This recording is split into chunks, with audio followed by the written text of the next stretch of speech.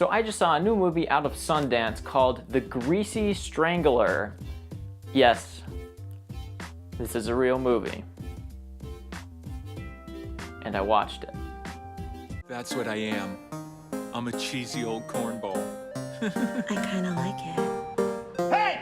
Stop talking to the customer and help Dad with his shorts. This movie has been getting a little bit of word of mouth coming out of Sundance. It didn't really do too well, but it didn't do too poorly either. It was very middling response coming out of Sundance, so it's undoubtedly being called a midnight movie for a select audience. So when I watched this, I went into it with no expectations. I thought it was gonna be just a middling, mediocre, dumb kind of B movie that didn't really know what it is and was just kind of a thing that happened. But when I saw it, I kind of fell in love with this movie. And I'll explain why. Because this movie is getting some serious hate now that it's getting a release in theaters, if you live by a theater that does limited releases, or if you wanted to watch it on Vudu or whatever, it's there. So it's getting a lot of hate now that it's actually out. There was just nothing enjoyable about it. It was painful to get through. Everybody was annoying. Everything irritated me. And I hated it. I couldn't wait for it to be over. And I can understand why. Because this movie is for select audiences. It's not a kind of movie that you're going to want to watch with parents or sensitive friends or people like that. This is a movie that is very revolting in almost every sense. It's a gross out comedy, and it is only for people that like either gross out comedy or very dry humor, kind of the Jared Hess, Napoleon Dynamite, Gentleman Broncos type of humor. Very dry, very deadpan kind of humor, because that is exactly what this movie is, comedy-wise. And if you don't like that kind of humor, you're probably not going to like this movie very much. I mean, if you're like me and you like B-movies, enjoy B-movies in the B-movie world, then you still will like this movie, you just might not like it as much. But for me, I like that kind of humor, and I also like the B-movie genre as a whole. And that's why this movie absolutely works for me, and why I love it so much.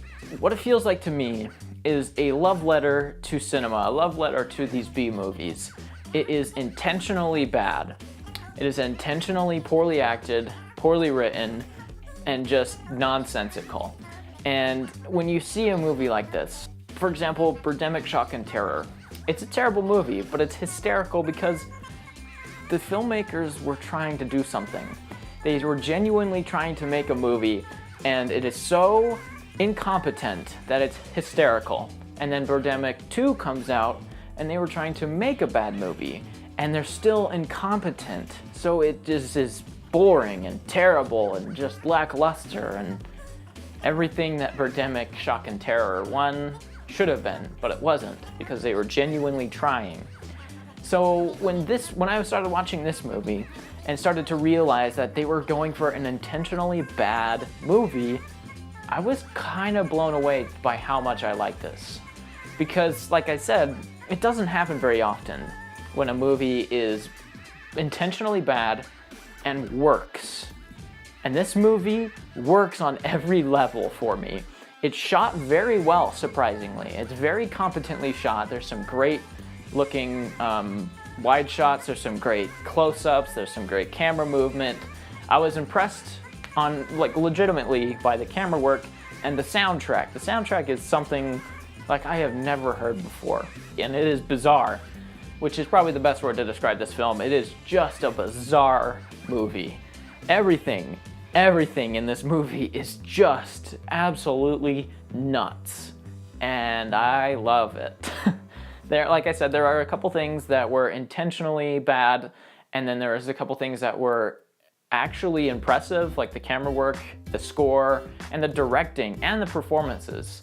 The directing is surprisingly well handled, and they are intentionally parodying these B-movie Troll 2 type of movies. They talk in this robotic, weird type of monotone voice, and it has this just nonsense plot, which makes it even more hysterical. Like, there's a scene when our main character, Big Ronnie, is going to eat a hot dog, a chili cheese dog, and there's not enough grease on it.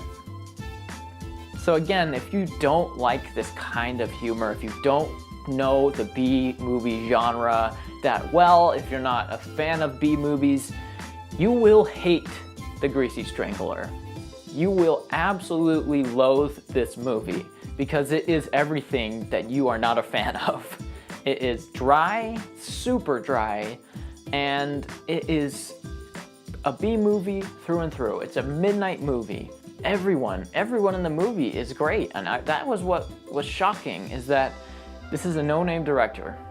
This is basically a no-name cast doing a movie that is basically parodying itself and parodying the B-movie genre. So this should have failed. It should have absolutely failed. But I fell in love with it wholeheartedly, and I don't know why. It doesn't work. It shouldn't work.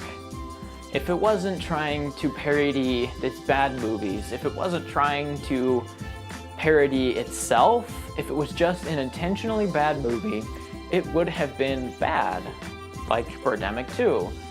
And it's because of the self-awareness that this movie works so well. It's because of the script that knows what it is, knows what it wants to be, and then parodies that.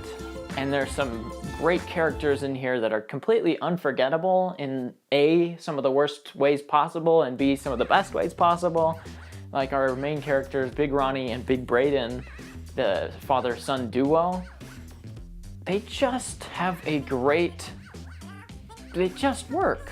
His dad almost is fueled by his son's incompetence and the constant sucking up to his dad. And that is kind of what works the best in this movie, are these two characters and how they kind of play off each other. It's kind of a coming-of-age story almost. We see Braden kind of just going from this incompetent loser to an incompetent, respectable man. He's still a complete idiot, but he's almost respectable in a weird way. It's the most bizarre thing, and I can't put it into words that well because it's just so unmistakably original and unique. There's nothing about this movie that I've seen before. The only thing that I can think of that has been kind of done before is the love triangle that happens, and that's kind of the central part of the film, but it still feels so fresh because of the characters and the directing and the intentional parody of the movie. It's just the weirdest thing, and I absolutely love it. There's not much more I can say about it other than that you should check it out. I highly recommend it to the specific audience that I'm saying, that I keep talking about. And yeah, have you guys seen it? What did you think? Did you hate it as much as almost everyone else does, or did you love it as much as I did? Leave a comment below and we can talk about it more in depth, and we will see you in the next video. Or I will see you in the next video. Bye-bye.